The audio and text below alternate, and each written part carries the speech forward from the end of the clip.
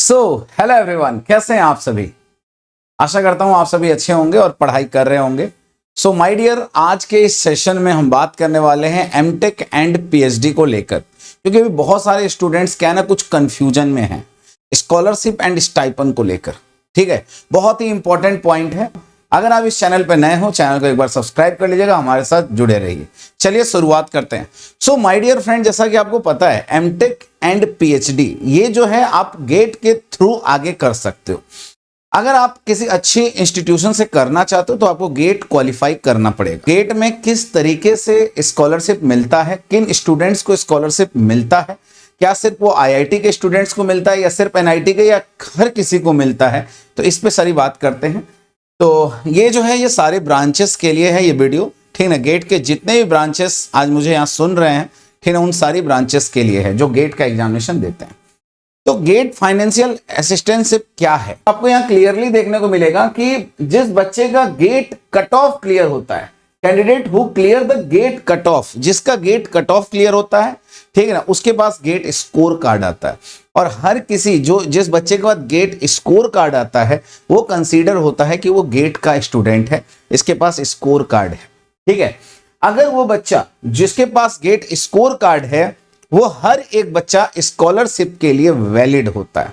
अच्छा, स्कॉलरशिप कौन देता है? तो स्कॉलरशिप देता है MHRD, ministry of human resource and development.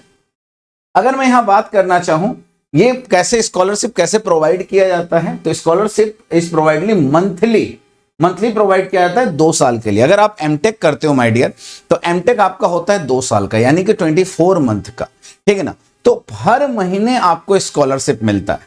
ठीक है ना, अब अभी यहां बात हो रही है कि स्कॉलरशिप ऐसे मिलता है। ठीक है ना, अगर मैं बात करूं कि सर एमटेक करना क्यों चाहिए, तो देखो यहां 2-3 फैक्टर्स आते हैं। स्टूडेंट के क्राइटेरिया में देखें तो 2 टाइप के स्टूडेंट हमें देखने को मिलते हैं। एक वो स्टूडेंट जो आगे रिसर्च फील्ड में बढ़ना चाहते हैं, ठीक है ना, जिनको एमटेक के थ्रू जॉब चाहिए होती है, और एक वो स्टूडेंट जिनको एमटेक इसलिए करना है ताकि उनको थोड़ा और टाइम मिल सके जिससे वो आईएएस की तैयारी अच्छे से कर सके।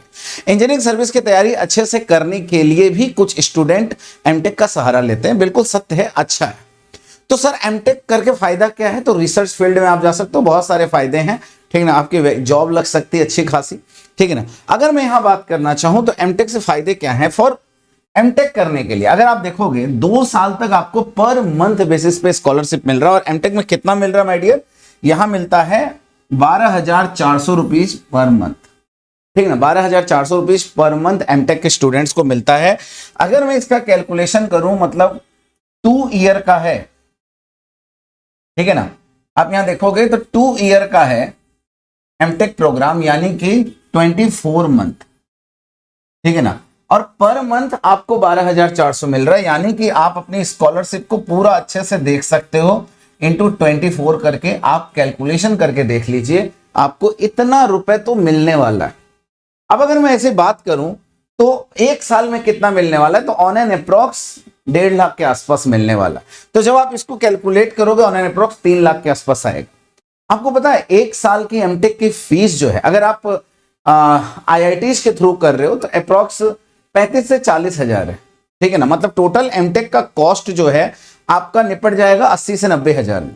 ठीक है ना, अगर आप किसी एनआईटी से कर रहे हो, ठीक है ना, किसी एनआईटी से कर रहे हो तो थोड़ा सा कॉस्ट ज्यादा है।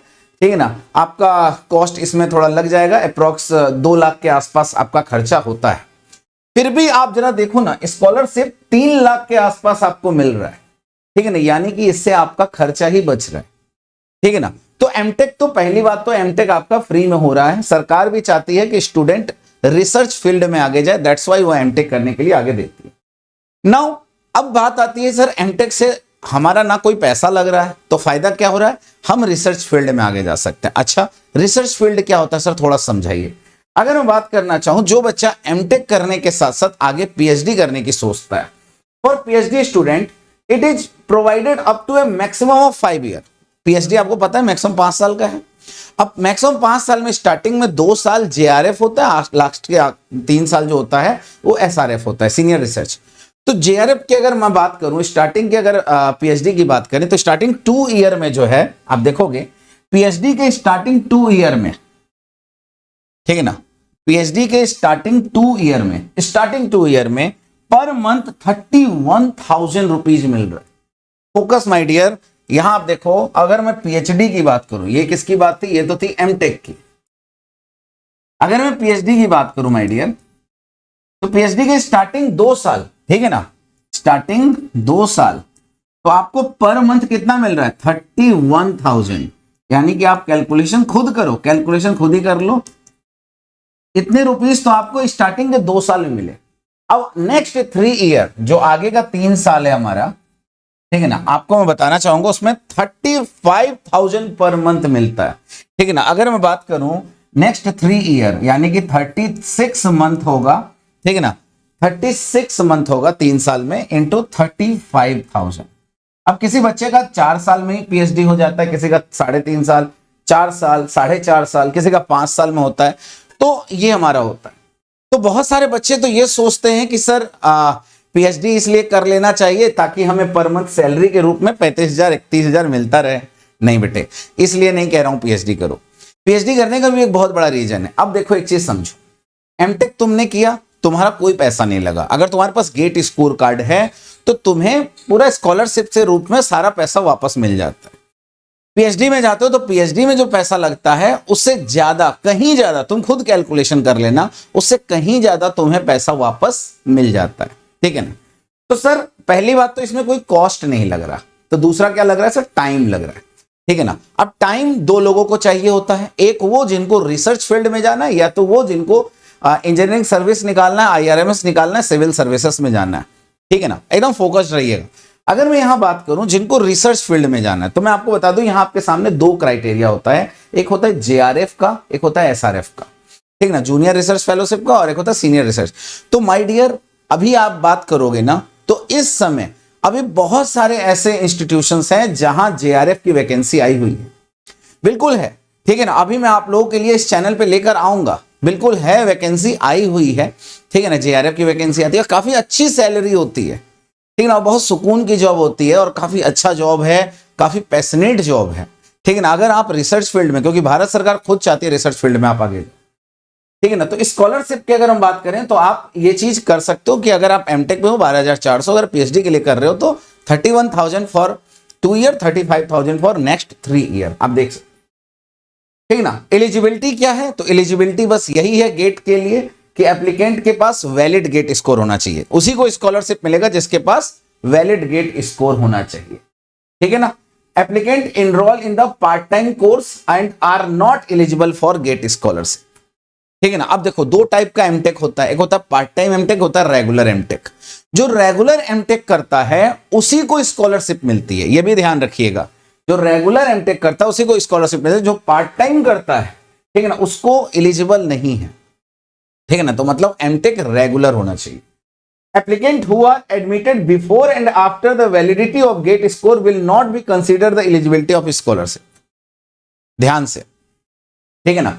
The candidate name and bank account name would be same, ठीक है ना। स्कॉलरशिप के लिए ये सारे क्राइटेरियाज हैं, ठीक है ना। अब ये देता कौन है, तो मैंने आपको बताया एमएचआरडी देता है।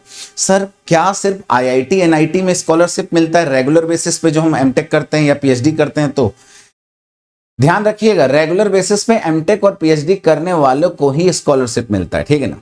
तो क्या सिर्फ आईआईटी एनआईटी मिलता है? नहीं, ये आपके प्राइवेट इंस्टीट्यूशन में भी मिलता है। मतलब आप स्टेट गवर्नमेंट के कॉलेज से कर रहे हो, चाहे आप प्राइवेट से कर रहे हो एमटेक, चाहे आप आईआईटी से कर रहे हो, चाहे एनआईटी से कर रहे हो, ठीक ना। लेकिन ध्यान रखिएगा रेगुलर बेसिस पे अगर आप कर रहे हो तो आपको स्कॉलरशिप मिलेगा, ध्यान रखिएगा, ठीक है। सो आई होप कि आप लोगों को ये सारी चीजें समझ में आ गई होंगी। ध्यान रखिएगा कैंडिडेट नेम और बैंक अकाउंट नेम जो आप दोगे वो दोनों सेम होना चाहिए, नहीं तो एमएचआरडी कैंसिल कर देता है, ठीक है ना। Student must have a saving account, ठीक है ना, सेविंग अकाउंट, मोस्टली स्टूडेंट्स के पास सेविंग अकाउंट ही होता है, ठीक है ना। सो आई होप कि आप लोगों को ये बात पता चल गई होगी कि एमटेक और पीएचडी जो है ना that is all over free है भाई, फ्री है। अगर आप रेदर देन आगे की स्टडी करना चाहते हो या आप रिसर्च फील्ड में कुछ धूम मचाना चाहते हो तो आप हमारे साथ कनेक्ट रहो और आप एमटेक और पीएचडी के लिए हमारे साथ जुड़े रहो, ठीक है ना। सो आई होप कि वीडियो अच्छा लगा, वीडियो को लाइक करिए, शेयर करिए और चैनल को सब्सक्राइब करना मत भूलिएगा। हमारे साथ जुड़े रहिए, थैंक यू।